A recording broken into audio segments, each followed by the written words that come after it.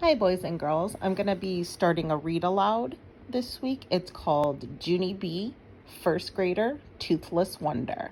I didn't bring home our book that we were reading, so I had to start a new one for us, and that's okay. I do have lots of these books here at home, just like I do in the classroom. First chapter is called Prizes. Friday. Dear First Grade Journal, today we are having a speaker in room 1. She is going to tell us about recycling. Recycling is when you wash your trash, I believe.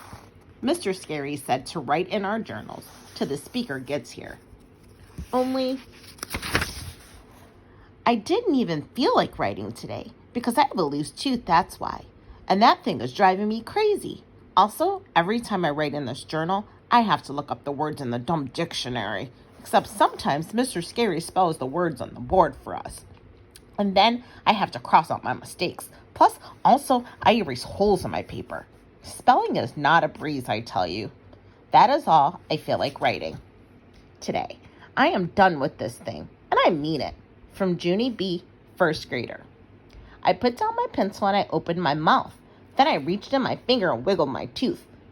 The thing has been loose for a very long time. Only, no matter how hard I wiggle it, it still won't come out. I pulled on it a teensy bit. Ow, that hurt. You dumb bunny tooth, I said. May turned her head and looked at me.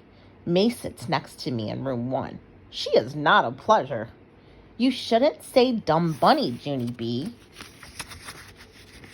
Hold on, guys. Take me a second to turn the page. Junie Jones. She said, dumb bunny is not a nice word. I raised my eyebrows at her. Oh, really? I said. Well, thank you for telling me that, dumb bunny May. Just then, May's face got puffy and red. Don't say that word, I told you, she hollered. My teacher stood up at his desk. Problem back there, girls, he said. Yes, Mr. Scary, said May. There's always a problem back here, and her name is Junie Jones. I stamped my foot. B, May, I said. B, B, B, B, B. You're always forgetting my B. Mr. Scary closed his eyes. Please, girls, can't we just have one morning without any spats? I looked surprised at that man. But I didn't even spat, Mr. Scary, I said. My mother doesn't let me spat, not even on the sidewalk. After that, I went up to his desk and I smiled very cute. I have a loose tooth, I said. Would you like to see it, Mr. Scary, huh? Would you? I opened my mouth and wiggled it for him. See it? See how loose it is? It is a loosey-goosey, isn't it? I said. He smiled. Wow, it is. It really is loose, Junie B, he said. And it's a top tooth, too. Losing a top tooth is the best. I looked puzzled. It is? How come it's the best, Mr. Scary? I asked. Is a top tooth funner than a bottom tooth, do you mean? Because last year, I lost a bottom tooth, and I didn't actually get a kick out of it. My teacher did a chuckle. But when you lose a top tooth, your smile looks really cute, Junie B, he said. And when your new tooth comes in, you'll start looking like a big kid. I did a gasp at that news. A big kid, I said? Really? I'm going to look like a big kid? Mr. Scary nodded. Sure you are, he said. Here, I'll show you what I mean. He looked around the room. Class, does anyone in here have their big top teeth yet? If so, please raise your hand, he said. All of the children looked and looked at each other. But no one raised their hand. Mr. Scary was surprised. Really, he said. No kidding. No one in our class has lost a top front tooth, huh? He turned around and shook my hand. Well, congratulations, Junie B. Jones, he said. It looks like you're going to be the first person in room 1 with a big top tooth. I felt very thrilled. Thank you, I said. Then I skipped back to my seat and I sat down real proud. May did a huffy breath at me.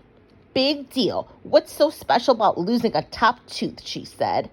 Everyone in our whole room is going to lose their top teeth, Junie Jones. It's not like you're the only one, you know. I did a huffy breath right back at her. Yes, May, I know I'm not the only one, I said, but I am the first one, and the first one is the winner, so there, ha ha on you. May crossed her arms. Well, if you're the winner, then where's your prize, huh, Junie Jones? I don't see a prize, do you? I tapped my fingers kind of stumped. Then I hurried back to my teacher's desk again, and I patted him on the shoulder. Okay, here's the thing, I said. The children are wondering where's my prize for being the tooth winner, and so how would you like to handle this situation? Mr. Scary did not answer right away. Finally, he shrugged.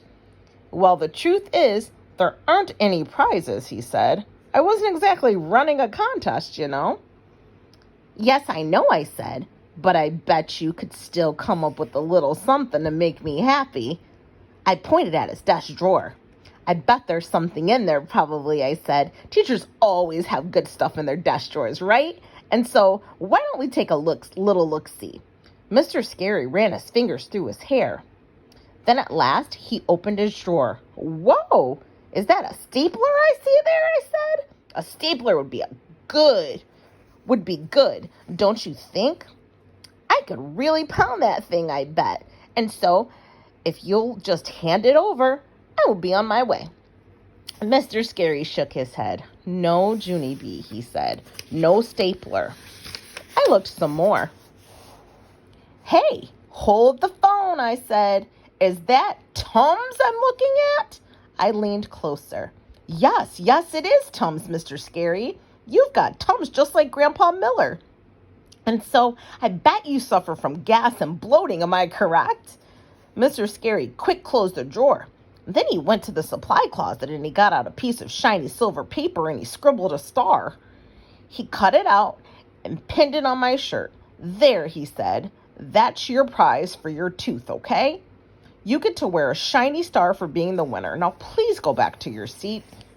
I looked down at my star. Yeah, only I don't actually think this is your best work, I said kind of quiet. Mr. Scary pointed to my desk.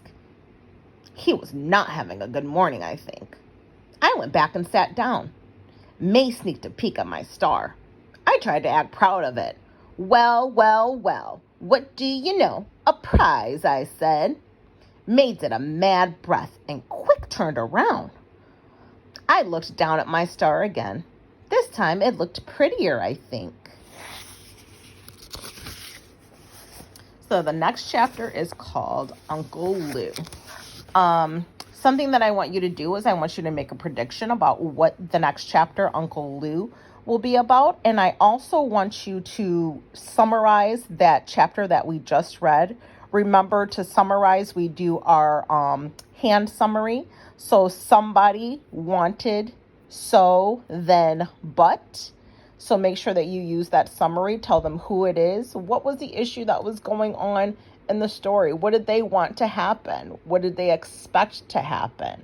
And then kind of what happened instead. We can talk about a lot of the different things that she was asking him for out of his desk, things like that. Don't feel like you need to retell the entire chapter word for word, okay? Just give a short little quick summary, okay? See you guys tomorrow for chapter 2.